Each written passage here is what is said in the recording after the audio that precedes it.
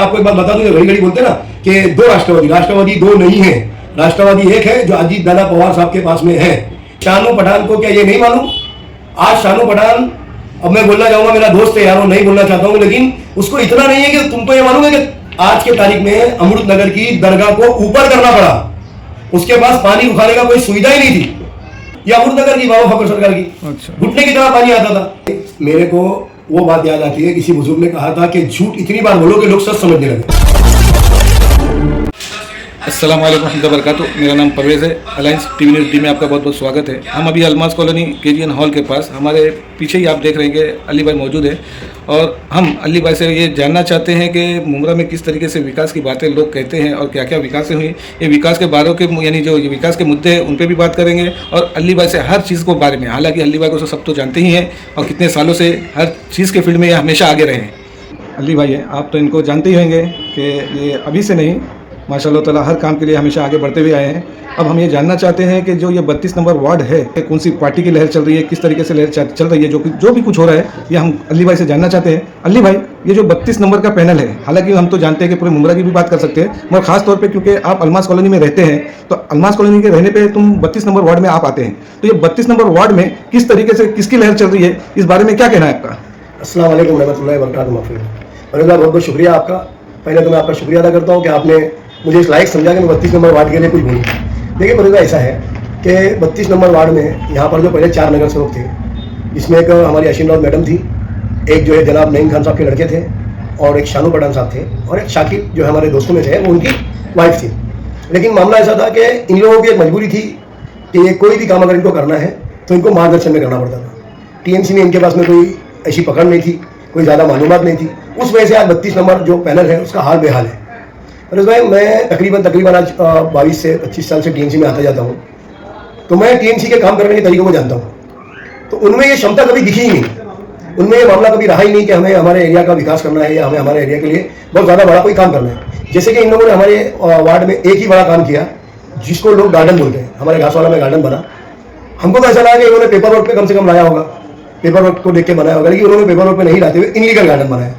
Illegal garden बनाया, कुछ दिन बच्चे खेले, उसके बाद में वो गार्डन बंद हो गए। तो मेरी लोगों से यही इल्तिजा है कि अभी जो पैनल आया है, हमारे इधर तोहिद भाई है, हमारे एरिया का गुड्डू है, फिर उसके बाद में बेग साहब है, अलहमदुलिल्लाह 5 टन के नमाजी, जो हमेशा डॉक्यूमेंटेशन पे काम करते हैं। उसके बाद में हमारी अशीम मैडम है। तो मैं हमारे मोहल्ले के जितने लोग हैं, हमारे एरिया के जितने लोग हैं जो समझदार है, सुलझे हुए हैं, जो इस फील्ड को जानते हैं, मैं उनसे गुजारिश करूँगा कि जो इस चीज़ों को जानते ही नहीं, उनको रिक्वेस्ट करें कि इस बार जो है वोट सिर्फ जो है घड़ी को दे दें। बड़ी बात बोलना चाहता हूँ कि हमारे पास एक डिप्टी सीएम जो है महाराष्ट्र है। अगर टीएमसी का डिप्टी सीएम बनाना है, मेरी बात को समझो, तो हमको नजीब मुल्ला की ताकत बढ़ाना पड़ेगी। क्योंकि नजीब मुल्ला की अगर हमने ताकत बढ़ाए तो हो सकता है अल्लाह उनको महापौर बना देवे, अगर नहीं बनाया तो उप महापौर बना देवे, नहीं तो विरोधी पक्ष नेता तो नजीब मुल्ला है ही। इंशाअल्लाह हमारे कोई काम को रोक नहीं सकता है और मैं हमारे काम को कोई रोकने की ताकत रख सकता हूँ। अली भाई, अभी जिस तरीके से ये लोग जो बताया जा रहा है कि कोई भी पार्टी वाले लोग हैं कि बता रहे हैं कि हमने बहुत विकास किया है, मुमरा में इस तरीके से काम किया है, हर जगह के माइक ले लेकर चल रहे हैं, गली गली में चल रहे हैं, तो लोगों का भी एक ये बात यानी जिस तरीके से सवाल उठता है कि भाई ये 5 साल के बाद आ रहे हैं, बता रहे हैं कि अपना काम हमने किए, क्या क्या किया है। तो अब बता रहे हैं कि हमने बहुत से काम किए हैं, हालांकि चाहे 32 नंबर वार्ड हो या पूरा मुमरा हो, हमने बहुत से विकास के कामों को उनको गिना रहे। तो इसमें क्या सच्चाई लगती है कि कितने काम उन्होंने किए या ना किए, उस बारे में कुछ बात बताएंगे? परवेज भाई, मैं तो आप भी पत्रकार हो, आप भी बेहतर जानते हो कि काम किसे कहा जाता है। मैं कारपोरेशन से ये एक्सपेक्टेशन नहीं करता हूँ कि कारपोरेशन जो है मेरे यहाँ रेलवे का स्टेशन बना लेगी, आई बार समझ में आया। लेकिन जो कारपोरेशन में काम हो सकता था, क्या वो काम हुआ है? आज नजीमुल्लाह साहब हमारे बीच आए तो हमको मालूम पड़ा कि जितना भी काम जितेंद्र अवार्ड ने अपने विकास बताया है, वो सारे के सारे फंड जो है वो टीएमसी के। बात को समझो। तो जब टीएमसी के इतने फंड आते हैं तो काम क्यों नहीं होता है? मेरे हिसाब से मैंने 2 बार नजीब भाई के इसमें सुना हूँ कि 1400 करोड़ रुपया मैं जब जितेंद्र अवार्ड साहब के साथ में था तो मैंने टीएमसी से जितेंद्र अवार्ड साहब को दिया है। तो वो तो बोलते हैं कि भाई हमारे को तो निधि नहीं मिलती, हमको कुछ मिलता ही नहीं, तो किस तरीके से हम मुमरा का काम करें? नहीं, ये तो अभी बोल रहे हैं ना, ये तो अभी बोल रहे हैं, ये अभी बोल रहे हैं कि भाई हमारा सरकार में कोई नहीं है। क्या सरकार में जितेंद्र अवार्ड साहब 2.5 साल मिनिस्टर नहीं थे? क्या 5 साल इनकी सरकार नहीं चली? ये तो अभी बोल रहे हैं हमको निधि नहीं मिल रही। तो अभी अगर निधि नहीं मिल रही तो क्या अभी आप उधर महापौर बनाने वाले हो? तो फिर वोट ही मत मांगो। क्यों मांग रहे हो? जब आपको निधि नहीं मिल रही तो आगे मिल जाएगी। क्या ये जो चल रहा है, अविनाश यादव ने जो बोला, क्या उसी के ऊपर काम कर रहे हैं आप कि भाई 20-22 सीट मुमरा कौसा से 20-22 सीट ठाना से लेके अब बीजेपी का महापौर बनाने वाले हो? क्या उस पर काम कर रहे हो? क्या नहीं है। पहले तो एक बात समझ लो, एक नगर सेवक को साल का 80 लाख रुपया जो है वो आता ही आता है, और मागास मिला के 1 करोड़ 20 लाख रुपया ये होता है साल का।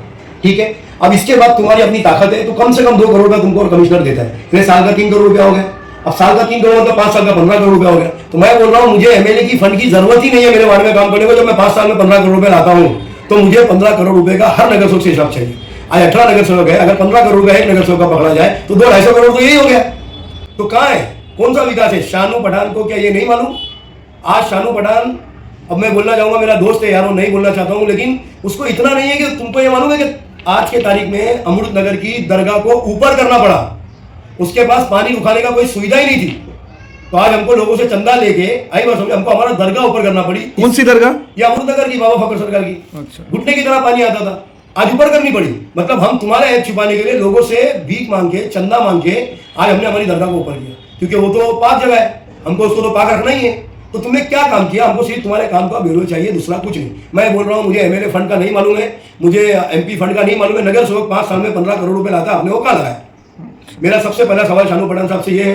और आपके पास में पैनल में 4 नगर सेवक थे, तो अभी भी ये खड़े होके दावा कर रहे कि भाई हमने इतना काम किए हैं तो फिर हमको वोट दो। परवेज भाई, मेरे को वो बात याद आती है, किसी बुजुर्ग ने कहा था कि झूठ इतनी बार बोलो कि लोग सच समझने लगे। अच्छा। और इन लोगों ने वो चीज को फॉलो किया है, ये सिर्फ झूठ बोलते हैं। इनके पास विकास के लिए, अरे अगर तुमने काम किया ना, तुम्हारे एमएलए ने, तुमने, तो आज क्या जरूरत पड़ रही है यार तुम्हारे को? क्या जरूरत पड़ रही है कि ग्रुप को बुला के बात करने की, कि बिल्डिंग में बुला के जाके बात करने की?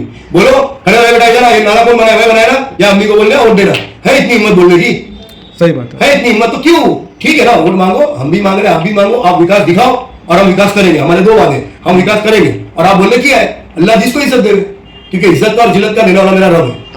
तो कौन कौन से कैंडिडेट हैं यहाँ पर? देखिए, हमारे राष्ट्रवादी पार्टी से अजीत दादा पवार गुट से जो है हमारे तौहीद भाई, उसके बाद में हमारे गुड्डू, उसके बाद में जो है गुड्डू की वाइफ लड़ रही है, और ये आशिम दाऊद खुद लड़ रहे हैं यहाँ पर, और हमारे बेग साहब खुद लड़ रहे हैं। माशाल्लाह चारों के चारों पढ़े लिखे हैं, समझे मेरी बात, और अल्लाह ने चाहा तो इंशाल्लाह ये पैनल बहुत ज्यादा मतों से निकल रहा है। बस मेरी गुजारिश है लोगों से कि घर से उतना वोट डालें। जो अपनी गुस्सा है, जो अपना गुस्सा आपके अंदर दिलों में भरा पड़ा है, वो जो है इस वक्त अपने वोटिंग के ताल्लुक से जो है वो अपना गुस्सा निकाले। तो वोटिंग करेंगे तो किस पर वोटिंग करेंगे? वोट तो आप देखो, वोट तो आपको, मैं आपको बता रहा हूँ, जनाब नजीमुल्लाह साहब के हाथ को मजबूत करना ही पड़ेगा अगर हमारे मुमरा में विकास चाहिए तो। और जनाब नजीमुल्लाह साहब जो है वो अजीत दादा पवार की क़यादत में काम करते हैं।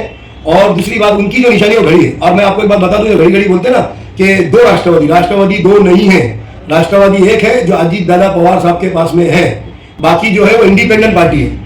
ठीक है, उनके सरगना जो है शरद पवार साहब हो सकते हैं, लेकिन उनके पास वो निशानी नहीं है। तो राष्ट्रवादी एक ही है, ध्यान रखना। आप लोगों ने हमेशा घड़ी को वोट दिया है सेकुलर समझ के, और इस बार भी इंशाल्लाह सेकुलर समझ के घड़ी को वोट देना। ठीक है, शुक्रिया बहुत बहुत। चलिए, अल्लाह हाफिज़, दुआ में याद रखें।